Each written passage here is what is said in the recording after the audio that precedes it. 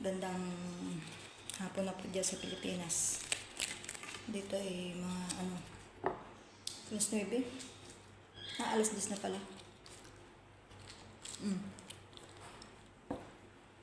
Ang inakain ko ngayon ay kubos.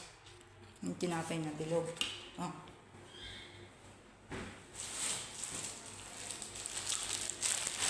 So, yun yung bilog na tinapay.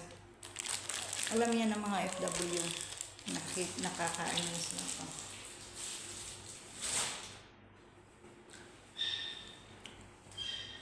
Alam niyo po ba, ito ay totoong kulaan ha.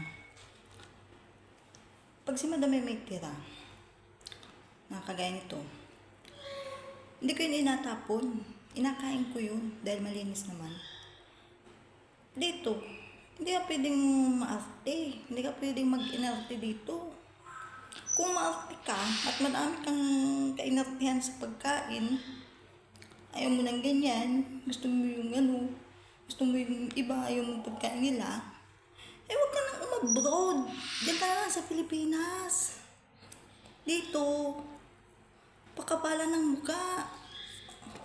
Kailangan, diskarte, mindset, para makakain.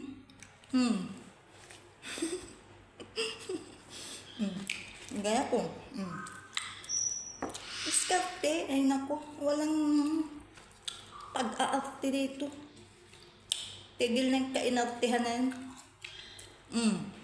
Sarap. May isang kamatis yung Madam natira. May ko tinapon. Nakainin ko. Ngayon, iba dyan, sobrang arte. Katwiran, ayaw kong kumain ng gano'n na kain nila. Gusto ko yung maiba-iba naman. Eh di wow. Huwag ka nang mag-abroad kung maarte ka. Diyan ka na sa Pilipinas.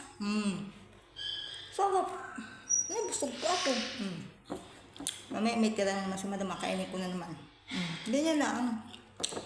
Mindset, diskarte, para hindi tayo magutom dito. Bye-bye. Yun lang po.